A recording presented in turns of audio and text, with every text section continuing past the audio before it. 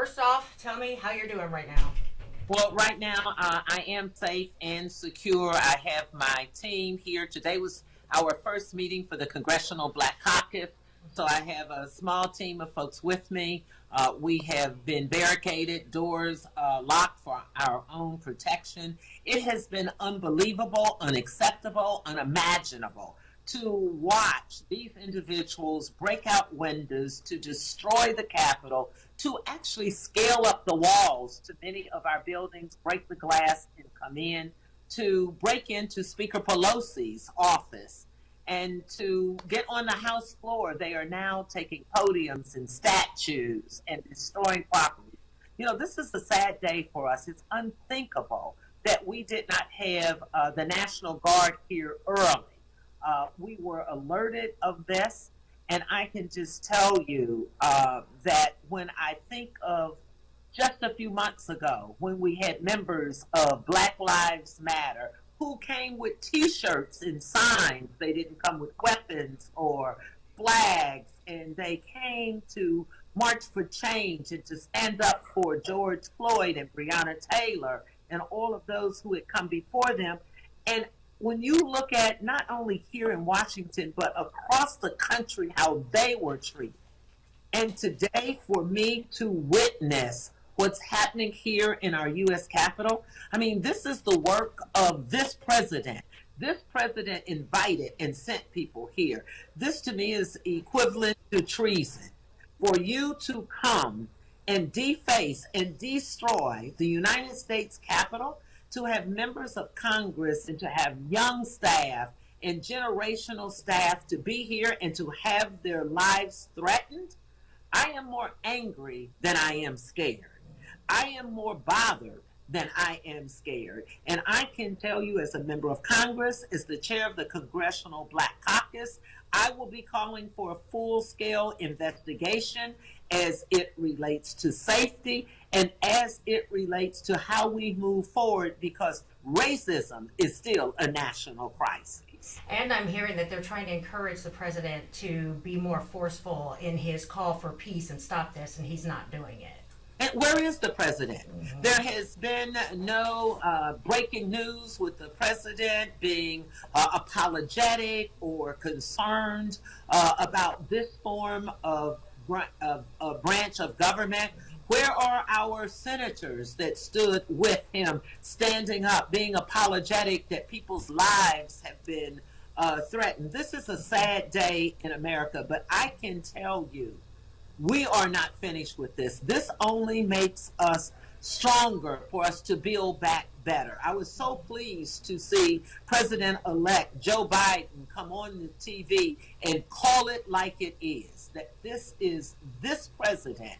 And if this is the message and the legacy that he wants to send, we will be ready for it. We will not stop floor votes. We will be determined to be here against the odds, to speak up and to vote for the American people, because January the 20th will happen. And President-elect Biden will be our next president. This has just been crazy. When you look at the response, where are the police in riot gear? Where's the tear gas that came out so fast before? When you're mentioning the Black Lives Matter protests, I was trying to compare that video. They got there awfully fast before.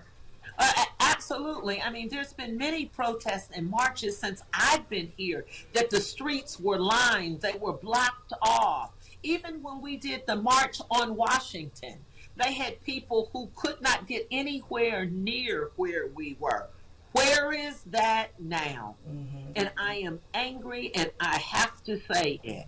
If those individuals looked like me, it would have been a different story. And that's the real reality that we are faced with. I believe our power, our message. We are now 60 strong in the Congressional Black Caucus. And when we think about the George Floyd Policing Act, when we think about John Lewis and voters' rights, just the other day I was home at the funeral for Andre Hill.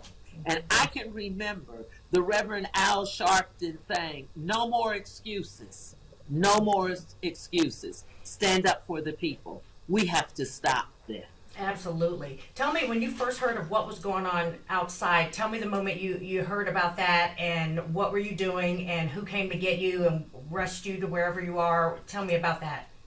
Well, what happened was today, good news. This was the first day of our first Congressional Black Caucus meeting for the 117th. We were doing it virtually because we had heard that there might be protesters coming. So we put all of our Congressional Black Caucus members on virtual, and we used my office as a hub office. So there is security here, and it was the sign-in office. Just as I was getting ready to leave to walk to the floor, we vote alphabetically, and because I came in that first group, my policy director was getting ready to lead me out, and the news flashes started coming internally for us to stay in our offices. And about that same time, we started hearing all of the noise, the people outside, and those individuals who were on the House floor started texting to us, "Stay where you are, it is unsafe." And so we got it just seconds before it went viral to the news. Okay. So right now you're safe and just waiting on them to tell you when you can come out. I feel that I am safe, but we do have our doors barricaded. We did go into the quiet and safe mode. I am also saying we've been checking on each other. I had another member of Congress who was not safe.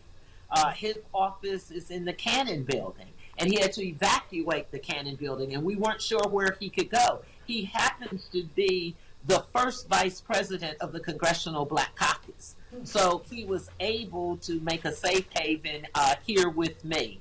So I am joined by the first vice chair of the Congressional Black Caucus. Okay. So do you believe, after all this calms down, that you guys still will do that vote that is necessary?